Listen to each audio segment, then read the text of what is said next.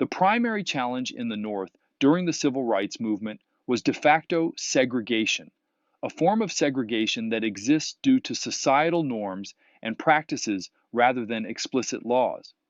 Unlike de jure segregation, which is segregation enforced by law, de facto segregation can be more difficult to combat because it requires changing attitudes and behaviors, rather than simply repealing discriminatory laws.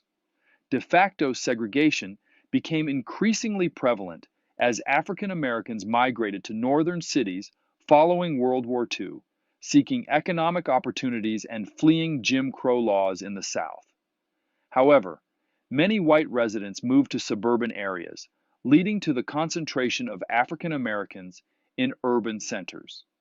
By the mid 1960s, numerous African American communities in the North were living in deteriorating urban neighborhoods characterized by inadequate housing, substandard schools, and high unemployment rates. The dire living conditions faced by African Americans in northern cities sparked significant frustration and anger within these communities. This frustration often boiled over into episodes of violence as African Americans protested against systemic racism and inequality.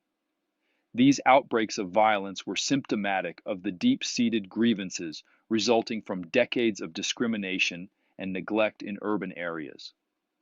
During the 1960s, a new wave of African American leaders emerged, advocating for more assertive strategies in the fight against racism.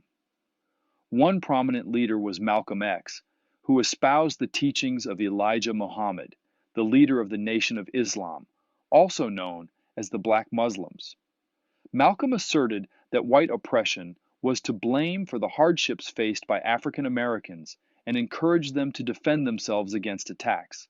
However, Malcolm eventually revised his stance on violence and began advocating for peaceful methods, particularly emphasizing the importance of voting as a means to achieve equality. Tragically, he was assassinated in February 1965. Another influential figure was Stokely Carmichael, who introduced the concept of Black Power. This movement emphasized African American empowerment and leadership.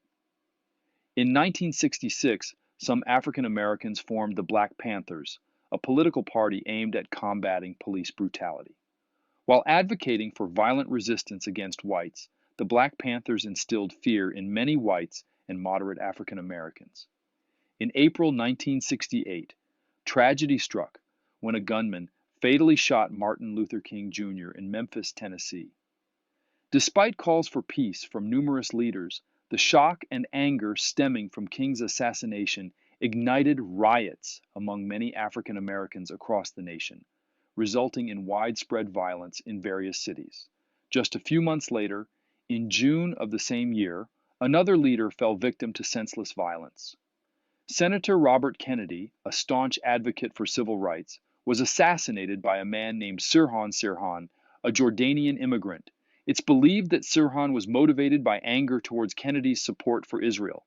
Kennedy had been actively campaigning for the Democratic nomination for president when he was tragically killed, marking yet another devastating loss during a tumultuous period in American history.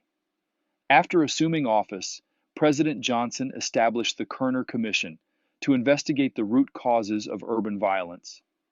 In March 1968, the commission released its findings, attributing much of the unrest to white racism and calling for measures such as job creation, housing development, and an end to de facto segregation.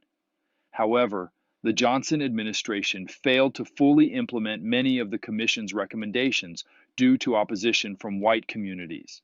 Despite these setbacks, the civil rights movement achieved significant victories. It played a crucial role in the passage of key legislation, including the Civil Rights Act of 1968, which prohibited housing discrimination. Additionally, the movement successfully challenged segregation in education, transportation, and employment, while also securing full voting rights for African Americans. While the movement succeeded in altering discriminatory laws, it faced ongoing challenges, particularly in shifting societal attitudes and behaviors. To continue addressing racial inequality, the government took further steps, such as promoting affirmative action in the late 1960s.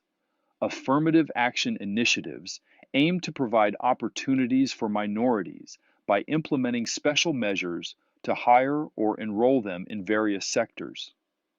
These efforts represented ongoing commitments to advancing equality and opportunity for all Americans.